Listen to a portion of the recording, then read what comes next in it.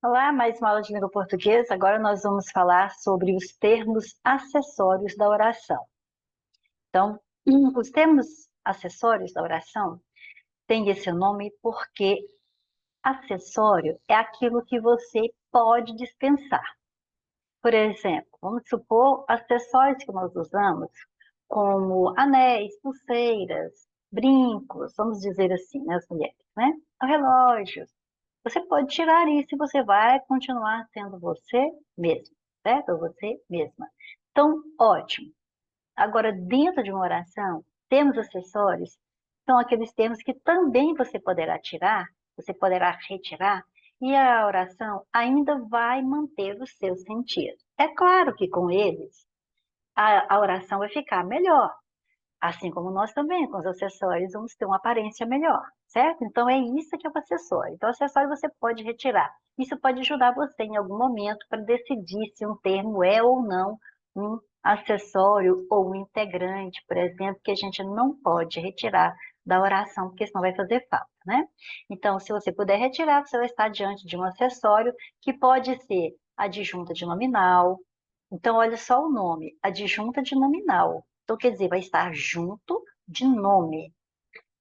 Adjunta adverbial, então vai fazer referência principalmente aos verbos, mas é claro, também pode fazer referência a um adjetivo ou a outro advérbio.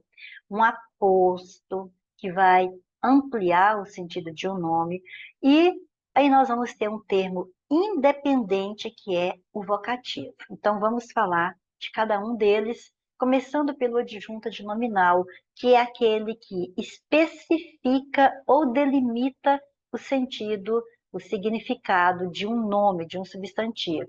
Um adjunto de nominal, ele estará representado pelos artigos. Então, qualquer artigo, definido ou indefinido, será sempre adjunto adnominal, certo? Você vai ter também representando o adjunto de nominal na oração, adjetivos, só que os adjetivos serão adjuntos adnominais quando não tiver interferência de verbo. Eles caracterizam o nome sem interferência do verbo. Aí vai ser adjunto adnominal. Se houver interferência do verbo, vai ser predicativo. Depois, os pronomes e os numerais adjetivos. O que são os pronomes e numerais adjetivos? São aqueles pronomes ou aqueles numerais que acompanham nomes, que acompanham o substantivo. Por exemplo, o pronome possessivo, o pronome demonstrativo, um pronome indefinido. Se estiverem acompanhando um nome, você chama de pronome adjetivo. Sempre que ele é um pronome adjetivo, ele é uma adjunta de nominal. Por quê? Porque está acompanhando o nome, ele está junto do nome, né? É a lógica. O numeral, a mesma coisa. Se ele estiver ao lado de um nome, então ele é um numeral adjetivo, então ele é uma adjunta de nominal na análise sintática. Voltando aqui, ó, adjetivos e locuções adjetivas. Vamos deixar perto, né? Porque tudo tem o mesmo valor. Locuções adjetivas, né? Que são, por exemplo, uma preposição mais nome caracterizando outro nome. Por exemplo, amor de mãe. Tá vendo? Você tem aqui, ó, a preposição de, mais o substantivo mãe, caracterizando o amor. Ou seja, especificando de que amor você está falando, delimitando o sentido de amor. Não estou falando de qualquer amor, estou falando do amor de mãe. Então, locuções adjetivas também são adjuntos adnominais. E já falamos todos, né? Os artigos, os adjetivos, as locuções adjetivas, os pronomes e os numerais. Aí você vê, ó, os políticos corruptos foram presos. Então, eu pergunto, quem é que foi preso? Então, você me diz, os políticos corruptos. Então, você tem aqui os que é artigo, você tem aqui corruptos, que é adjetivo, e você vê que artigo não discute, é sempre adjunto de nominal, certo? Então, aqui você tem um adjunto adnominal, nesse artigo, e o adjetivo nem sempre é adjunto de nominal, mas aí você vê que o adjetivo corrupto caracteriza o nome político sem interferência de verbo. Então, sim, aqui ele é um adjunto adnominal. Aliás, quando estiver ao lado do núcleo do sujeito, eles sempre serão adjuntos adnominais, os adjetivos. A dúvida vai nos restar é quando ele estiver lá no predicado. Aí você está observando que aqui é o doce de leite está quente. Então, o que é que está quente? O doce de leite. Então, você tem o que o sujeito, o doce de leite é o sujeito simples, cujo núcleo é doce. Aqui você tem um artigo, então você já sabe que você tem um adjunto adnominal. Agora, de leite, veja que ele delimita o sentido do doce, especifica de que doce você está falando. É uma locução adjetiva, você tem uma preposição mais um substantivo caracterizando outro substantivo. Então, você tem uma locução adjetiva, você tem um adjunto de nominal. Aí você observa que aqui você tem outro adjetivo, olha, quente. Mas repare que esse quente, que é o doce, né, ele caracteriza o doce, mas por intermédio de um verbo de ligação. Então, nesse caso, ele é predicativo do sujeito, não é adjunto de nominal, certo? Então, adjetivos vão ser adjuntos adnominais se caracterizarem o nome sem interferência do verbo. Se houver interferência do verbo, ele vai ser predicativo, ok? Então, vamos agora ver aqui um pouco de diferença entre o adjunto adnominal e o complemento nominal, que o complemento nominal que nós vimos em aula anterior é sempre com preposição, sempre. O adjunto nominal nem sempre é com preposição, mas quando ele for preposicionado, às vezes você pode querer confundir com complemento nominal. Quando é que isso acontece, né? Quando se referirem a substantivos abstratos, certo? Então, aí para você analisar, nós já comentamos em aula anterior que quando você for querer confundir, o adjunto adnominal, ele vai ter valor de agente. E o complemento nominal vai ter valor de paciente, de alvo, certo? Então, quando você tiver um termo preposicionado e ficar na dúvida, né, se referindo a nome, se é adjunto de nominal ou se é complemento nominal, então você já parte primeiro dessa colocação. O adjunto de nominal, ele é agente. Ele também pode trazer ideia de posse, viu? Ele também pode trazer essas ideias, ó.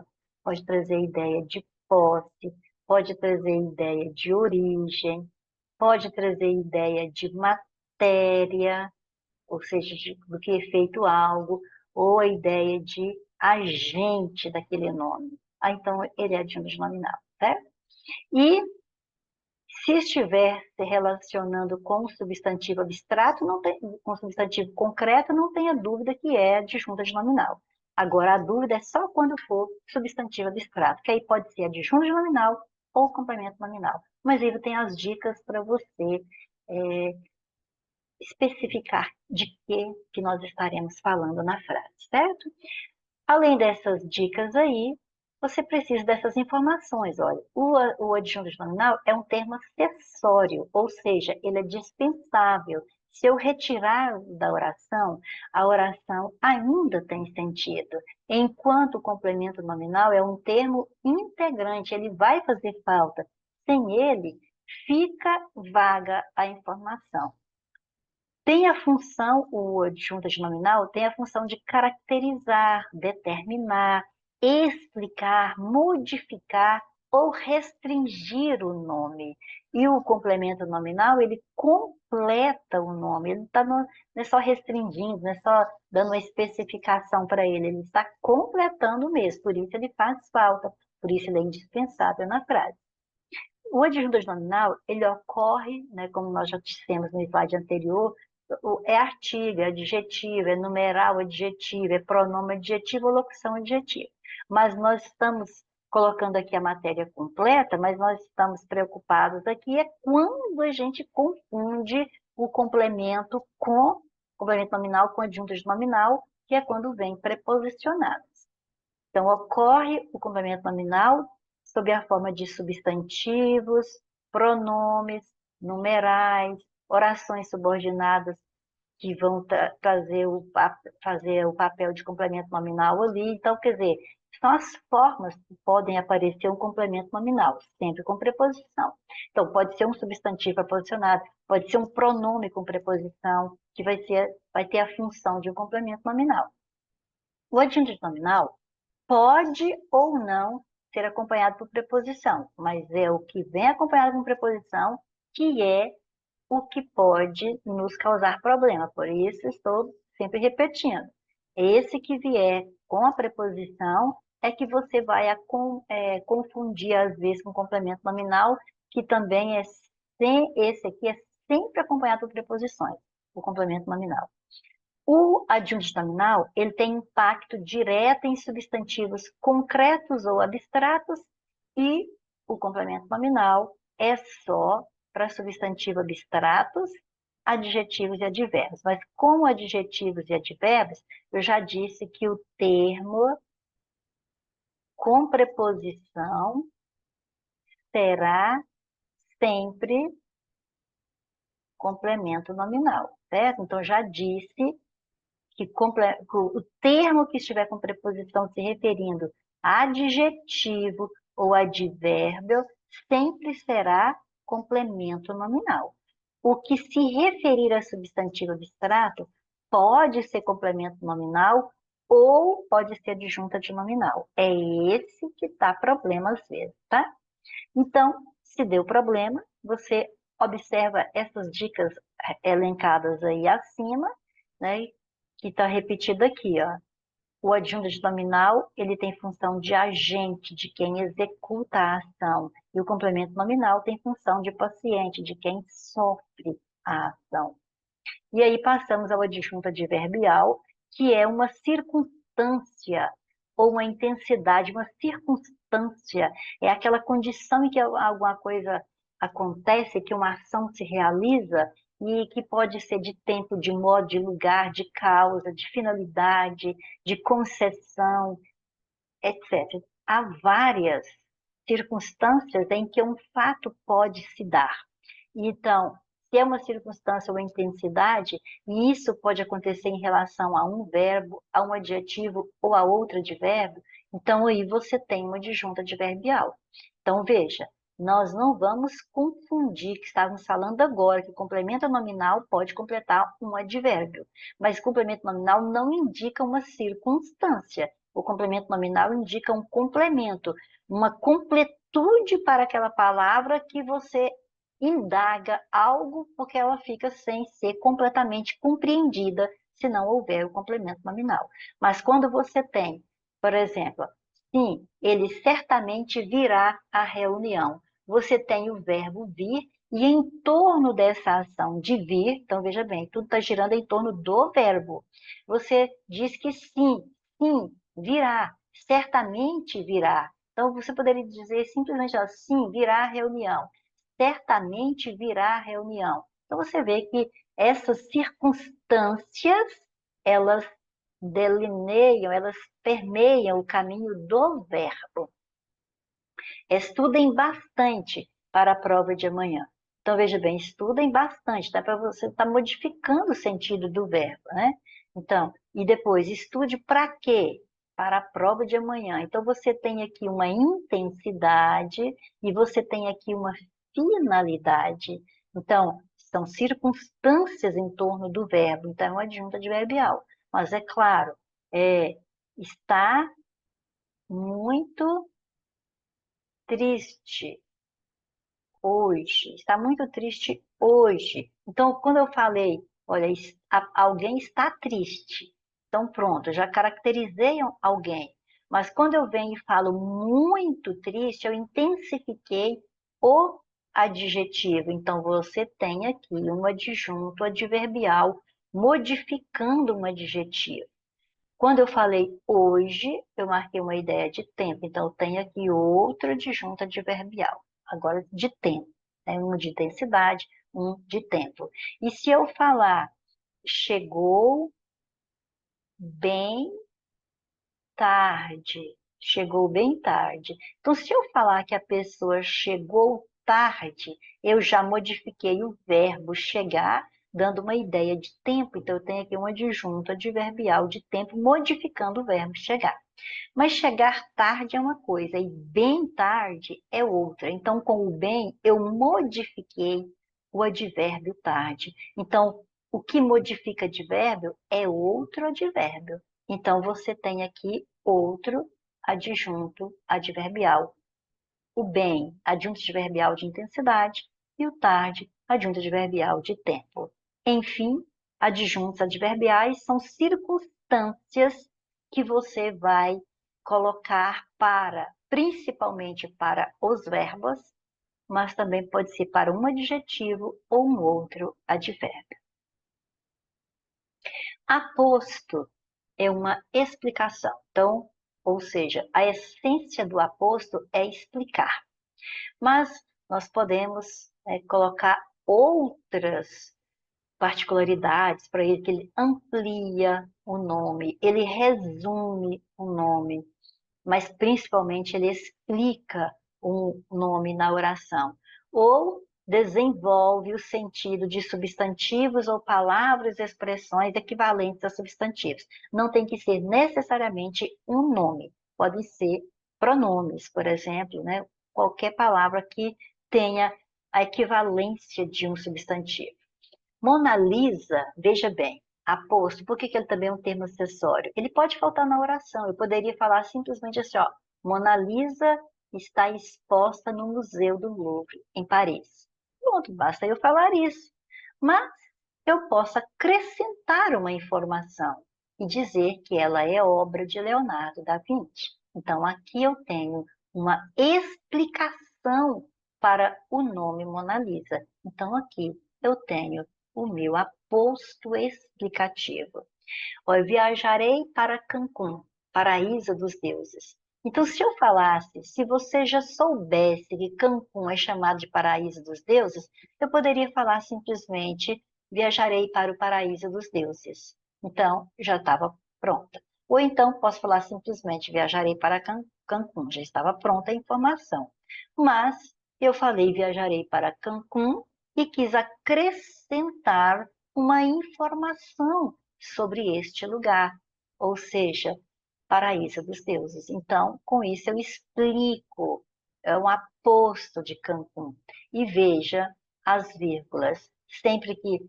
Não, tem um tipo de aposto que não vai exigir pontuação, mas a maioria dos apostos vem com vírgulas, principalmente vírgulas, mas essas vírgulas podem ser substituídas por travessão e continuar correta a oração, certo? Pode ser até parênteses, mas parênteses é menos recorrente ainda. O mais comum são as vírgulas e depois as travessões. Você usa um ou outro, tudo fica certo. Bom, o aposto, ele pode ter várias classificações, então vamos começar aqui com o explicativo, que é o mais comum. Por exemplo, a geografia, estudo da Terra, é uma disciplina fundamental do currículo escolar. Veja que eu poderia dizer apenas que a geografia é uma disciplina fundamental do currículo escolar, mas eu quis dizer, explicar, esclarecer para você o que significa geografia, estudo da Terra. Então, eu tenho aqui um aposto explicativo entre vírgulas, mas poderia estar entre travessões. Essas vírgulas poderiam ser substituídas por travessões. Mas o aposto também pode ser distributivo. Neste caso, aqui, distributivo, você vai fazer, por exemplo, principalmente retomando esses apostos com pronomes demonstrativos. Aqui, ó, aquela e este. Veja bem, Vitória e Luiz foram os vencedores, aquela na corrida e este no atletismo. Você sabe que quando os pronomes demonstrativos vão retomar dois termos que ficaram para trás, aquele e flexões retoma o que foi dito primeiro e este e flexões retomam o que foi dito por último. Então, aquela quer dizer a vitória na corrida e Luiz no atletismo. Para não repetir os nomes deles, nós pegamos os pronomes demonstrativos e fizemos esta distribuição. Por isso que vai chamar de apostos, né? Eles são apostos aqui, porque eles representam aqueles nomes. E distributivos, porque você foi distribuindo na ordem que apareceram. Enumerativo, lembra enumeração. Enumeração é você citando uma coisa após outra, usando vírgulas para separar os elementos enumerados, né? E aposto porque traz uma explicação, traz um esclarecimento, traz uma ampliação do sentido de uma palavra. Vejamos, aqui vendemos de tudo. Aí veja bem, tudo, né? Aí eu quero uma ampliação para esse nome. Mas se eu falasse vendemos de tudo, já estava bom, dava para você entender. Mas quando eu venho com alimentos, roupas, brinquedos, aí eu esclareço o sentido desse tudo em forma de enumeração, que eu fui citando uma coisa após outra. Enumeração, porque eu poderia numerar. Número 1, alimentos. Número 2, roupas. Número 3, brinquedos. Número 4, patati e patatá, certo? E assim vai. Mas sempre separando por vírgulas os termos numa enumeração. Então, um aposto enumerativo. Comparativo, então, a própria palavra já te lembra, comparação. Então, normalmente, quando eu faço comparações, a gente usa um termo comparativo, como, tal qual, né? Feito, igual. Aqui não vai ter esse termo explícito, mas implicitamente você o sente. O novo carro dela é gigante. Eu poderia falar só assim, o novo carro dela é gigante. Mas eu quis falar uma verdadeira espaçonave, então você vê que eu poderia falar o novo carro dela igual uma verdadeira espaçonave, tal qual uma verdadeira espaçonave. Então, cabe essas palavras perfeitamente aqui. Então, uma verdadeira espaçonave é um aposto porque você vê que retoma o carro da pessoa, amplia o significado desse carro aproximando-o de uma espaçonave. Então, se eu aproximei a ideia, a característica do carro a uma espaçonave, eu fiz uma comparação, então eu tenho aqui um aposto comparativo. O aposto ele pode ser resumidor ou recapitulativo. Ele vai resumir ou recapitular, vai voltar. Veja bem, olha, vôlei, basquete, handebol, todos me entretêm. Então, quando eu falo todos, você observa que esse todos, tanto ele resume, ele na palavra, no pronome indefinido todos, estão contidas as formas de esporte que eu falei antes, o vôlei, basquete, handebol, tanto estão contidas aqui como recapitula, como quando eu falo todos, todos o quê? Aí você volta neles, vôlei, basquete, handebol. Então, pronomes indefinidos, em geral, eles podem também se apresentar com essa função de um aposto resumitivo ou recapitulativo, certo? É quando você cita várias coisas, então você tem uma enumeração primeiro você tem uma enumeração, aí depois você vem com aquela palavra que resume tudo, que recapitula tudo, que você vai chamar de aposto resumidor ou capitulativo e que em geral é um pronome indefinido. O aposto ele pode ser especificativo. Este é o único dos apostos sem pontuação. Esse é o único que virá sem vírgula, certinho? Ou qualquer outro sinal de pontuação. Em geral, ele é um nome próprio especificando um nome comum. É um substantivo próprio especificando um substantivo comum. Veja bem, o escritor Monteiro Lobato foi um intelectual polêmico. Então, se eu falar o escritor foi um intelectual polêmico, então aí vai ficar vago, porque são vários escritores e com certeza muitos foram polêmicos. Mas, para que você não fique na vaguidão, então nós vamos especificar o escritor Monteiro Lobato, que aí você não pensa em mais ninguém. Então, se Monteiro Lobato é o escritor, então ele é o aposto. Mas, como ele especifica, é um nome próprio especificando um comum, para que você não fique sem saber de que escritor eu estou falando, então você tem aqui um aposto que não pode vir com vírgula. Esse é o especificativo, é o único sem vírgula. Às vezes você pode ter também o aposto de oração. Veja bem, o casal se dá muito bem, fato que me deixa tranquila. Então, fato que me deixa tranquila me faz voltar a quê? A oração inteira que eu disse antes, ao fato de o casal se dar muito bem. Então, fato que me deixa tranquila é o casal se dar muito bem. Então, é um aposto, porque esclarece essa primeira oração, amplia o sentido dessa primeira oração, mas é da oração inteira, não é de um nome apenas, certo? Então, é um aposto de oração. Agora, o vocativo, ele não faz parte nem dos termos essenciais, nem integrantes, nem acessórios. Ele é um termo que a gramática chama de independente.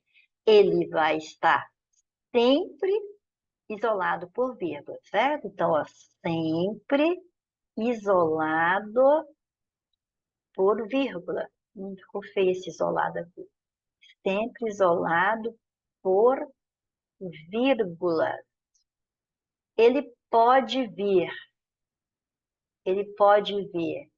no início da oração, ele pode vir no meio da oração ou no final da oração. Tanto faz. Início, meio ou fim da oração. E ele representa sempre o ser com quem se fala. Não vai confundi-lo com aposto. O aposto representa o ser de quem se fala. Veja bem, olha os exemplos anteriores aqui, ó. Que eu estou aqui, estou falando da geografia, estou falando da Vitória e do Luiz, estou falando de tudo que vendemos, estou falando do carro, estou falando das formas de esporte, estou falando do escritor, estou falando do casal que está muito bem. Então, aposto representa o ser de quem se fala, e o vocativo representa o ser com quem se fala. Então, ele tem a função de chamar. Por isso, a gente diz que vocativo é um chamamento, certo? Porque vai chamar a atenção do interlocutor, vai colocar o interlocutor, que é a pessoa com quem a gente fala, em evidência. Por exemplo, amiga, você sabe que horas são? Então, eu estou falando com a amiga, com mais ninguém. Entendeu? Então, pôs em evidência esta pessoa, no início da oração e vírgula depois. Você sabe que horas são, amiga? Pode vir no final da oração, com vírgula antes. Você sabe, amiga, que horas são? Pode vir no meio da oração, vírgula antes, vírgula depois. Mas sempre pontuado, certo? É isso aí. Então, aguardo você para a nossa próxima aula, quando faremos exercícios sobre esta matéria. Até lá!